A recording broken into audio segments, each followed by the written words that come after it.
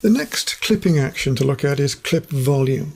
The clip volume is similar to a display depth, except that while a display depth displays a horizontal thickness across the entire design cube, a clip volume uses a closed 3D shape to display only the volume inside that 3D shape. To use this option, you need to either draw a specific 3D shape to use as the clip volume, or use existing geometry as the clip volume. If you draw a specific shape, you usually do this as a construction class element so that it can be retained in the design but turned off when not in use.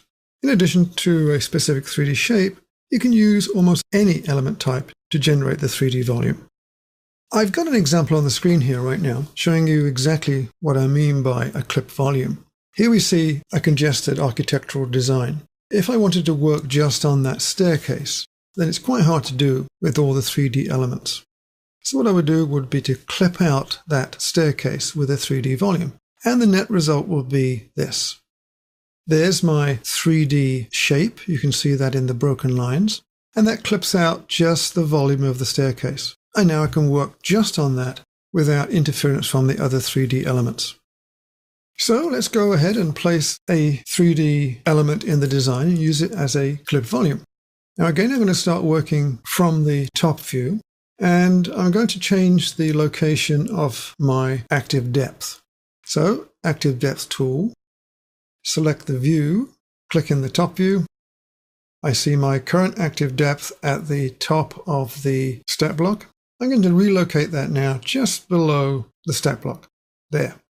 Now nothing has changed that we can see, which is fine. Just double check. Let's see where that actual plane is. Draw a circle in the top view, and we see it appearing just below the front face there. That's exactly where I want it. Okay, let's draw this time a rectangle. I'm going to place the rectangle around this part of the step block. Now that's showing up here in the isometric, and here in the other two views. Now, I should have made that a construction element. So I'm going to select it and change it to construction. But I'm going to remember to turn it back to primary afterwards. So this is now a construction element. And if I look at view attributes, constructions are on, which is a good thing. Now at this point, this is just a planar rectangle. I need to turn this into a 3D shape.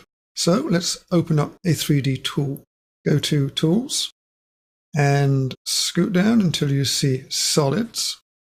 Zoom across, pick up Create Solids, and what I want is Solid by Extrusion.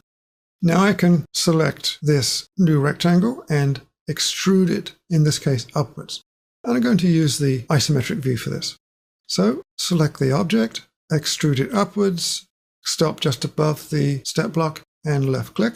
And there's my 3D element. Now again, it displays in wireframe as we've been using so far.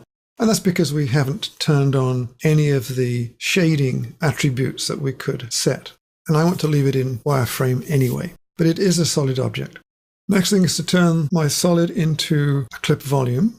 And to do that, I need to go down to this tool, Clip Volume, Apply or Modify Clip Volume. This time you're going to click and hold on that icon, and we'll open it as a toolbox. There's my Clip Volume toolbox. I need the first tool, and I need to select this selection here, which is Apply Clip Volume by Element, because I have an element in place. Now I go across and select my element, and left click and right click to stop the action.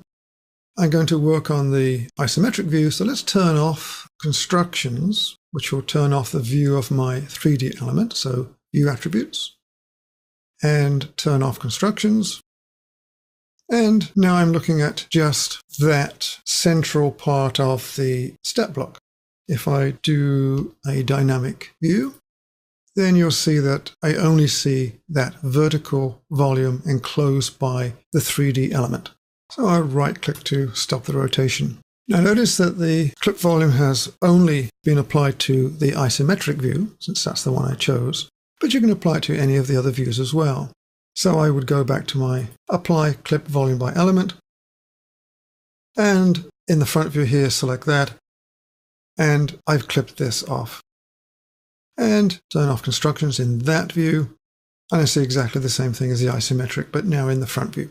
So that just proves that this is a view-by-view process, which allows you, in fact, to have different and separate clips in each open view. But you can't have more than one clip volume in each view, but each view could have a different one. In addition, clip volume in view attributes must be on in order to see the clip. So if I turn that off, then in the front view, I see the entire step block, turn clip volume back on again, and I have the clip. So quite a bit of control over what you're seeing and how you see things. Now, of course, having placed a clip volume, you need to remove it at some point. Simple enough, use the Clear Active Clip Volume tool to do so. Activate the tool, select the view, and while the clip volume element remains in place, the actual display of the clip volume has disappeared. Now at this point, I am going to remove that element. So, as always, please practice. Try placing clip volumes in different views with different shaped elements and see what results you get.